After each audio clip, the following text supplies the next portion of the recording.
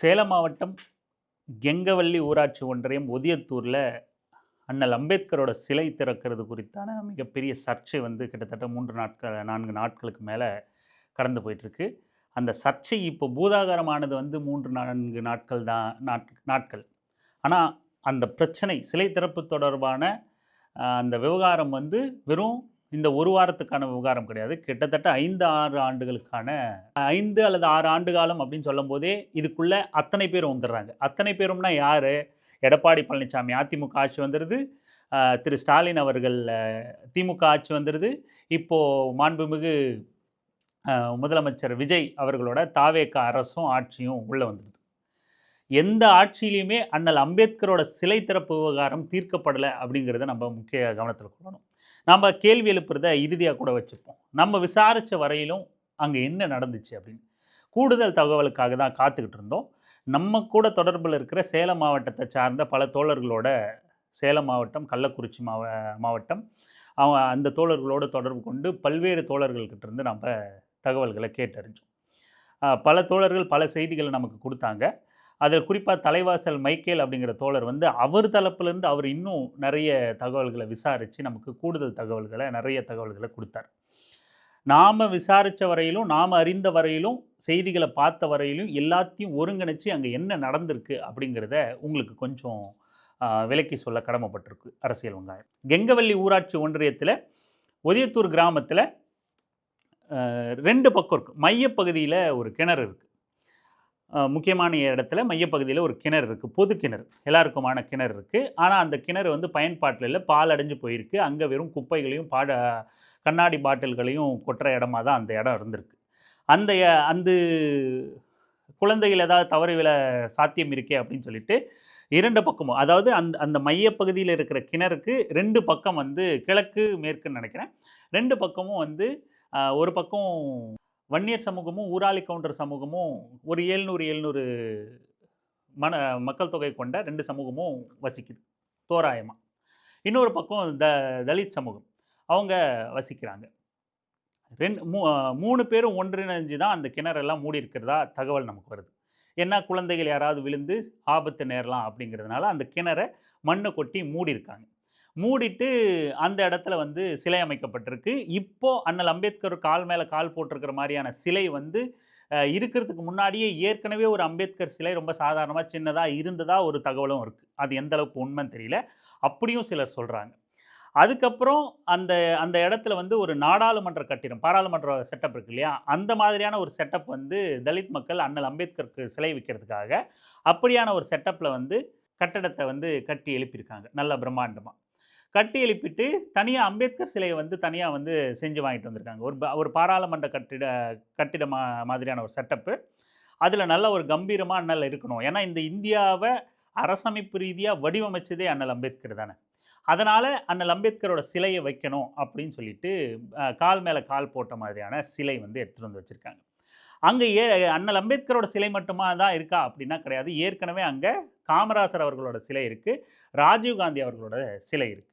காமராசர், ராஜீவ்காந்தி 2 பேரோட சிலையையும் அங்கே இருக்கிற ஒட்டுமொத்த கிராமமும் சேர்ந்து தான் வச்சுருக்காங்க. தலித் சமூகம், வன்னியர் சமூகம், ஊராளி கவுண்டர் சமூகம் அப்படின்னு எல்லாரும் சேர்ந்து தான் காமராசருக்கு சிலை வச்சுருக்காங்க, ராஜீவ்காந்தி அவர்களுக்கு சிலை வச்சுருக்காங்க.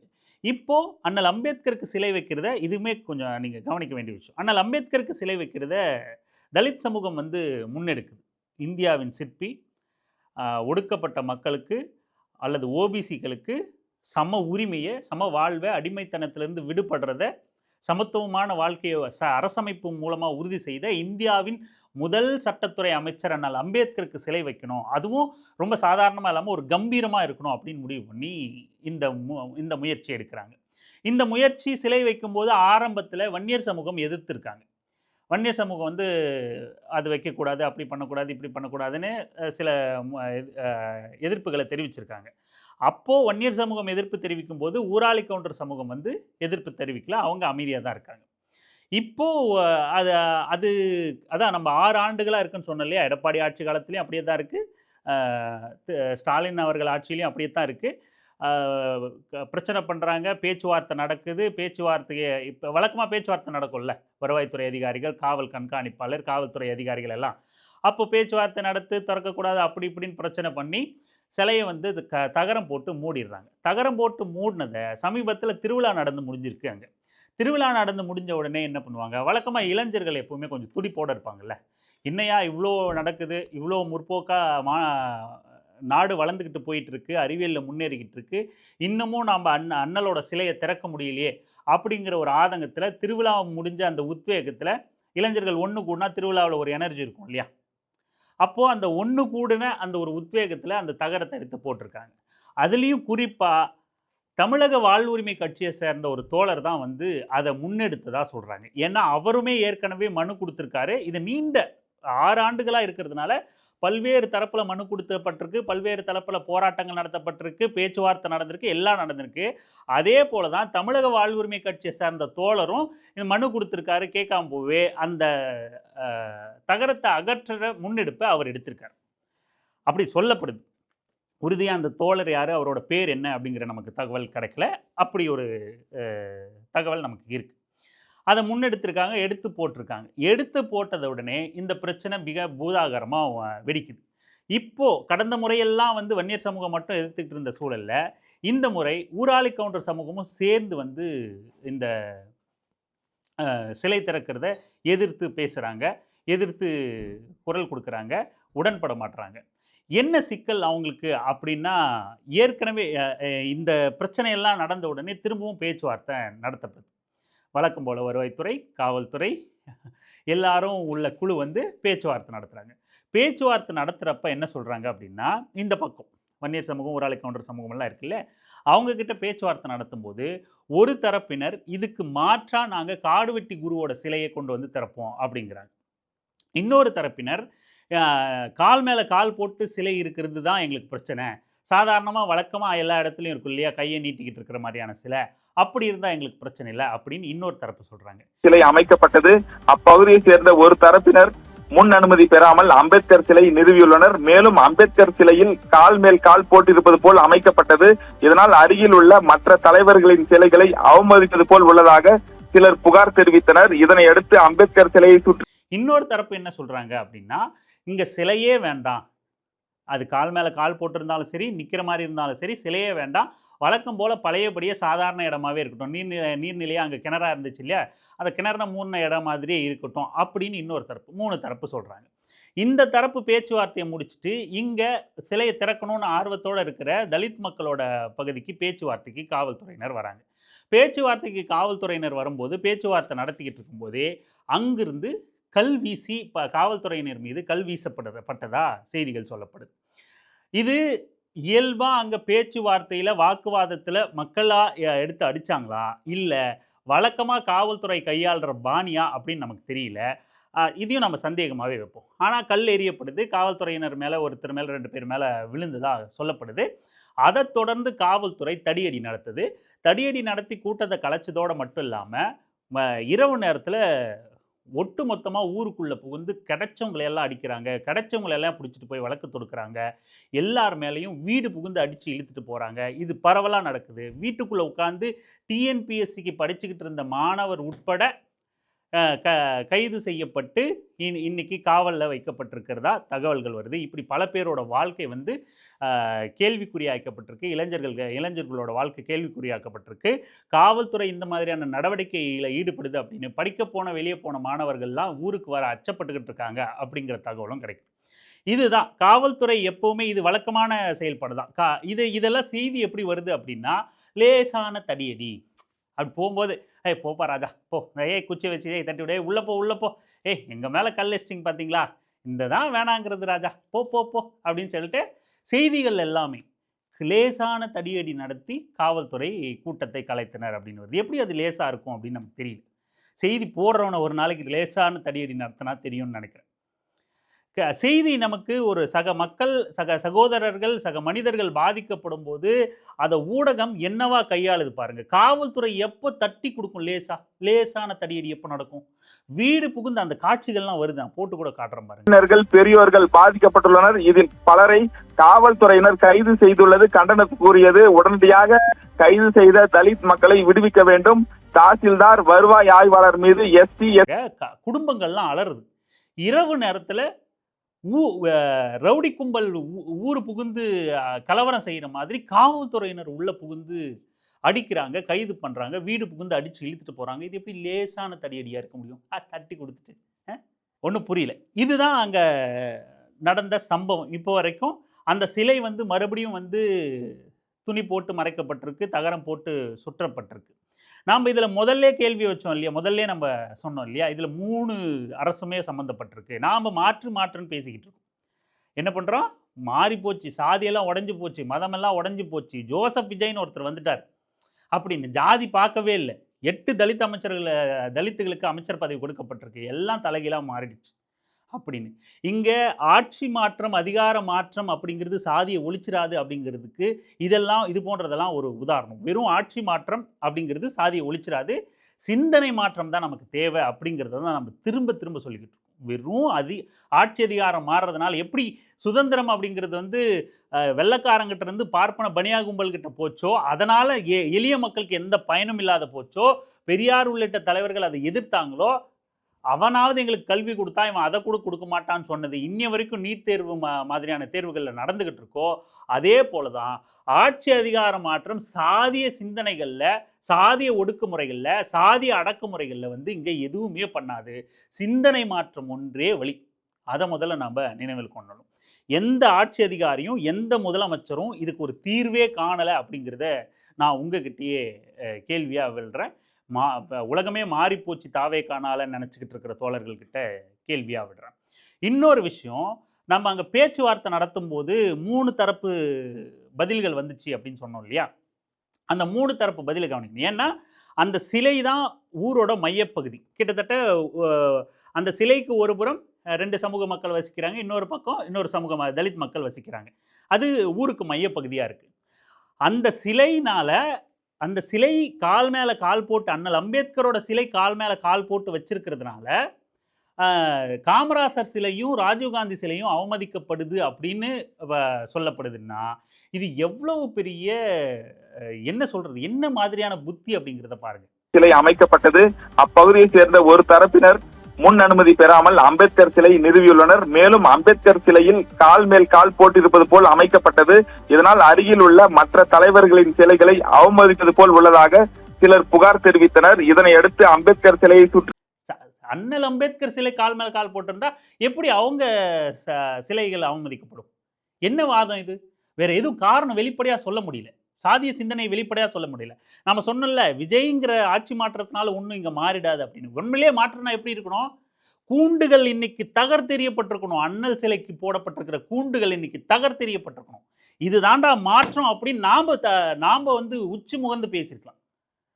அமைச்சர் பதவி கொடுத்ததை வரவேற்றாலும் கூண்டில் இருக்கிற அண்ணல் விடுவிக்கப்பட்டிருந்தா தான் அது உண்மையான மாற்றமாக இருந்திருக்கும். ஆனால் மாறா ஒரு சிலையே திறக்கப்பட முடியல அப்படின்னு.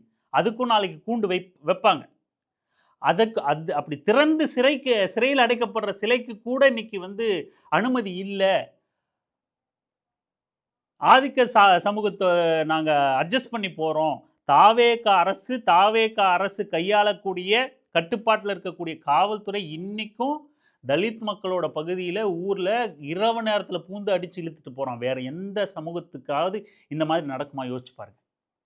இன்னி வரைக்கும் இருக்குது. நம்ம சினிமாவில் பார்க்குற காட்சிகள் வந்து இன்னி வரைக்கும் அந்த சமூகத்துக்கு நடந்துக்கிட்டே இருக்குது. இரவு நேரத்தில் ஊரில் புகுந்து வீடு புகுந்து பெண்கள் கூட போனால் 6 மணிக்கு மேலே ஆண் காவல்துறை வந்து கைது பண்ணக்கூடாதுன்னு இருக்குது, விசாரிக்கக்கூடாதுன்னு இருக்குது. இரவு நேரத்தில் பெண்களை காவல் நிலையத்துக்கு அழைச்சிட்டு போகக்கூடாதுன்னு இருக்குது. ஆனால் ஒட்டுமொத்த காவல்துறையும் கூட்டமாக போய் பெண்கள் இருக்கக்கூடிய வீடுகளில் வீடு புகுந்து அங்கே இருக்கிற இளைஞர்களை, ஆண்களை அடித்து இழுத்துட்டு வர வேலை பண்ணுதுன்னா இது என்ன மாதிரியான அணுகுமுறை? வேற யாருக்காவது இது நடக்குமா? அதுக்கு இப்போ விஷயத்துக்கு வருவோம். அது அந்த 3 தரப்பு இருக்காங்கல்ல, 3 மாதிரியான பதில் சொன்ன தரப்பு. அந்த 3 தரப்பில் ஒரு தரப்பு காடு வெட்டி குருவோட சிலையை வைக்கிறேன் அப்படிங்கிற எவ்வளோ அறியாமையில் இருக்காங்க பாருங்க. இதுதான் நம்ம கவனிக்க வேண்டியது. இது அண்ணல் அம்பேத்கர் சிலை கால் மேலே கால் போட்ட மாதிரி இருந்தால் நாங்கள் காடு வெட்டி குருவோட சிலையை வைப்போம். அண்ணல் அம்பேத்கரும் காடு வெட்டி குருவும் ஒன்றா? காடு வெட்டி குரு யாரு? நீ அவரோட ரசிகராக இருக்கலாம், அவரை நீங்கள் தலைவராக கூட ஏற்றுட்டு இருக்கலாம். அதுக்காக என்ன மாதிரியான மனநிலை இது? முதல் சட்ட அமைச்சர் அவர், எவ்வளோ பெரிய மேதை, எத்தனை புத்தகம் எழுதியிருக்காரு, எவ்வளவு புத்தகங்களை படிச்சிருக்காரு, எவ்வளவு படிச்சிருக்காரு. இந்த நாடு சமத்துவ நாடா இருக்கணும்னு பாடுபட்டவர் அண்ணல் அம்பேத்கர். பிறப்பினால் ஏற்றத்தாழ்வு இருக்கக்கூடாது, பிறப்பால் அனைவரும் சமம்னு சட்டம் இயற்றினவர் அண்ணல் அம்பேத்கர். அவரை போய் காடு வெட்டி குருவோட நீ கம்பேர் பண்ற? என்ன மாதிரியான படிப்பறிவில்லாத, அறியாமையில் இருக்கிற அறிவு கட்ட மூடத்தனமா இருக்கும் அது. எப்படி உன்னால அதை மாதிரி யோசிச்சு கூட பார்க்க முடியுது? அண்ணல் அம்பேத்கரோட சிலை கால் மேல கால் போட்டு கம்பீரமா இருந்தா அது நமக்கு பெருமை இல்லையே. ஓபிசிகள் கொண்டாடணும் அம்பேத்கரை, பட்டியல் பிரிவினர் கொண்டாடுறது இல்லை, ஓபிசி கொண்டாடணும். நமக்காக தான் அவர் நிறைய பாடுபட்டிருக்காரு. அதிகமா பார்ப்பனியத்தால சுரண்டப்படுறது அப்படிங்கிறது ஓபிசி சமூகங்கள் தான். நம்மளை அடுத்த நிலைக்கு அதிகார மட்டங்களுக்கு நகர விடாம நம்மள சக தோழர்களோட சண்டையிட வச்சுட்டு சூழ்ச்சி பண்ணிக்கிட்டு இருக்கிற விஷயம், அதனால பாதிக்கப்பட்டு நம்ம சொந்த ஊர்கள்லயே முடங்கி போய் சோத்துக்கு வழி இல்லாம சுத்திக்கிட்டு இருக்கிற காரணம் அதான். பார்ப்பனியத்தால வீழ்த்தப்படுறதும் சுரண்டப்பட்டிருக்கிறதும் அதிகமா ஓபிசிக்கள் தான். அதை நம்ம உணராம அண்ணல் அம்பேத்கரை போய் காடு வெட்டி குருவோட கம்பேர் பண்ணுறதும், அவர் கால் மேலே கால் போட்டால் காமராசரை அவமானப்படுத்துகிறாரு, கால் மேலே கால் போட்டால் ராஜீவ்காந்தி அவமானப்படுத்திட்டாரு அப்படிங்கிறதெல்லாம், கால் மேலே கால் போட்டால் என்ன? இப்போ தான் நமக்கு ஒரு வழி கிடைக்குது. அண்ணல் அம்பேத்கரோட சிலையை வெறுமனே கையை நீட்டின மாதிரி நிறுவுறதை விட, அண்ணல் அம்பேத்கரோட சிலை இனிமேல் எல்லா இடத்துலையும் கால் மேலே கால் போட்ட மாதிரி தான் இருக்கணும் அப்படிங்கிறது தான் இந்த இந்த பிரச்சனை மூலமாக நமக்கு கிடைக்கிற செய்தி. எந்த வகையில் அவன் ஒரு கட்டத்தில் ஏதோ ஒன்றத்தை சமாதானப்படுத்தி நகர்றான்னா, அவனுக்குள்ள இன்னும் தாக்குதலை நம்ம ஏற்படுத்தணும். அவனை முழுமையாக ஏற்றுக்க வைக்கணும். அவன் எந்த விஷயத்துலலாம் அண்ணலை சாதியாவோ ஏதோ ஒரு வகையில் அவன் நெருடலோடு சந்திக்கிறானா, அந்த நெருடலை உடைக்கிற முயற்சியை தான் நம்ம எடுக்கணும்.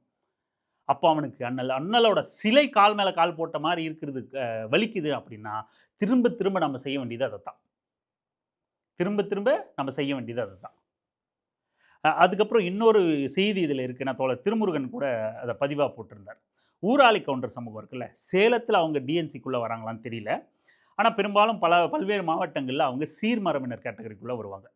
ஊராளி கவுண்டர் சமூகம். சீர்மரபினர்னா என்னென்னா, குற்ற பரம்பரையை சார்ந்தவங்க. வெள்ளைக்காரங்க ஆட்சி காலகட்டத்தில் அந்த சமூகம் அப்படின்னாலே அவங்க குற்ற பரம்பரை. தினம் காவல்துறையோட காவல் நிலையங்களுக்கு வந்து கையெழுத்து போட்டு போனோம். தினம் எப்போவுமே 24x7 வந்து அவங்க காவல்துறையோட கண்காணிப்பில் இருப்பாங்க. எங்கேயுமே சுதந்திரமாக அவங்க வெளியே போக முடியாது. ஒரு கைதி மாதிரி, பெயிலில் வந்த ஒரு கைதி மாதிரி கண்காணிப்பிலே இருக்கக்கூடியவங்க. அதாவது ஒருத்தன் குற்றத்தில் ஈடுபட்டு அவனை விடுதலை செஞ்சு கண்காணிச்சா பரவாயில்ல, அந்த சமூகத்தில் பிறக்கப்படுற அத்தனை குழந்தைகளுமே பிறப்பால் குற்றவாளிகள், குற்றப்பரம்பரையை சேர்ந்தவர்கள்னு சட்டம் வச்சிருந்தான். அண்ணல் அம்பேத்கர் தான் அதை கடுமையாக எதிர்த்து வாதிட்டு சுதந்திர இந்தியாவில் அந்த சட்டத்தை நீக்க கடும் போராட்டத்தை எழுதி, பிறப்பால் எப்படா ஒருத்தன் குற்றவாளியாக மாற முடியும்னு சட்டம் இயற்றி அந்த சட்டத்தை 1952 நீக்கிறார். குற்றப்பரம்பரை சட்டத்தை முழுசுமாக நீக்கிறார். பிறப்பால் மேல் கீழ் சாதின்னு பார்க்கறதும் குற்றம்தான், பிறப்பால் ஒருத்தன் குற்றவாளின்னு குற்றப்பரம்பரை சட்டத்தில் வச்சிருக்கிறதும் குற்றம்தான். அவர் எப்பவுமே தனக்கான தன் சமூகத்துக்காக அப்படின்னு தன்னை மாதிரி ஒடுக்கப்பட்ட தலித் மக்களுக்கு உழைச்சாருலாம் கிடையாது. அவருக்கு எதிரி ஏற்றத்தாழ்வு. பிறப்பால் நீ ஒரு பழி அவங்க ஒரு மனிதன் மீது சக மனிதன் மீது சுமத்துறன்னா அதுக்கு எதிராக தீவிரமாக செயல்படக்கூடியவர் அண்ணல் அம்பேத்கர். நம்ம அனைவரின் சுதந்திரத்திற்காகவும் நம் அனைவரின் வளர்ச்சிக்காகவும் நாம் சுதந்திரத்தோடும் சமத்துவத்தோடும் வாழ்வதை உறுதி செய்வதற்காகவும் தன்னையே தியாகம் செய்த தியாக தலைவன் அண்ணல் அம்பேத்கர். அவரை போய் உனக்காக அவர் பாடுபட்டிருக்காருங்கிறதே உனக்கு சொல்லிக் கொடுக்கப்படலை. தோழர் திரு அதை அழகாக சொல்லியிருந்தார். குற்றப்பரம்பரை சட்டத்தை உனக்கு ஆதரவாக அவர் போராடி அந்த சட்டத்தை நீக்கி சமம்ங்கிற சட்டத்தை கொண்டு வந்திருக்காரு அப்படிங்கிறது அவனுக்கு சொல்லிக் கொடுக்கப்படலை. காடு வெட்டி குருவுக்கு சமமாக ஒரு பார்வை பார்க்குது. அவனுக்கும் சேர்த்து ஏன் காடு வெட்டி குருவுக்கும் கண்ணா பின்னான்னு பேசிட்டு போனாலும் பேச்சுக்கு தண்டனை, அவர் வெளியே வர்றதுக்கு சட்டம், பெயிலு எல்லாத்தையும் அண்ணல் அம்பேத்கர் தான் எழுதி வச்சாரு. ஒரு அரசு நினைச்சா ஒரு அரசியல் பிரமுகரை முடக்கிட முடியாது அப்படின்னு காடு வெட்டி குருக்கும் சேர்த்து நீதியை தந்தவர் தான் அண்ணல் அம்பேத்கர். காமராசருக்கு முன்னையும் ராஜீவ்காந்திக்கு முன்னையும் ராஜீவ்காந்தியோட அப்பாவா நேருவோட அமைச்சரவையில் முதல் சட்டத்துறை அமைச்சராக இருந்தவர் அண்ணல் அம்பேத்கர். அண்ணல் அம்பேத்கர் கால் மேலே கால் போட்டு இருந்ததுனால ராஜீவ்காந்தி அவமதிக்கப்படுறார். அண்ணல் அம்பேத்கர் கால் மேலே கால் போட்டு சிலை இருந்தால் காமராசர் அவமதிக்கிறார். இதை விட குறிப்பாக கவனிக்கப்பட வேண்டியது, அங்கே விசாரித்த தோழர்களில் சொன்ன செய்தி முக்கியமாக என்னென்னா, அண்ணல் அம்பேத்கரோட சிலை அந்த ஓபிசி சமூகத்தை வன்னியர் சமூகத்தையும் ஊராளி கவுண்டர் சமூகமும் வசிக்கிற அந்த ஊர் பகுதியை பார்த்த மாதிரி இருக்குது. அதுதான் அவங்களால தாங்கிக்க முடியல. அதுதான் பிரச்சனைக்கு மிக முக்கிய காரணம்னு சொல்கிறாங்க. எவ்வளவு மோசமாக வீழ்த்தப்பட்டிருக்கும், அறியாமையில் இருக்கும் அப்படிங்கிறத ஓபிசி சமூகம் புரிஞ்சுக்கணும். இங்கே அண்ணல் அம்பேத்கருக்கும் இங்கே இருக்கிற பட்டியல் பிரிவினருக்கும் என்ன சம்பந்தம்? நம்மை போன்ற ஒடுக்குமுறையை அனுபவித்து ஒருத்தர் சாதிச்சு வந்திருக்காரு அப்படிங்கிறது தான், அவ்வளோதான். ஒரு இன்ஸ்பிரேஷனாக தான் எடுத்துக்கிறாங்க. இல்லைன்னா மராட்டியத்தில் பிறந்த அம்பேத்கருக்கும் தமிழ்நாட்டில் இருக்கிற ஒடுக்கப்பட்ட மக்களுக்கும் என்னையா சம்பந்தம்? ஒரே சாதியா என்ன?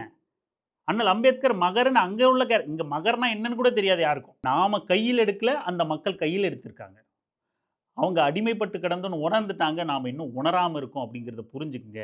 அண்ணல் அம்பேத்கர் சிலை உங்களை பார்த்த மாதிரி இருந்தால் அது விடுதலைக்கான வழியாக இருக்குமே தவிர உங்களை எந்த இடத்துலையும் சிறுமைப்படுத்துறதா அண்ணல் அம்பேத்கர் ஒரு சமத்துவம்.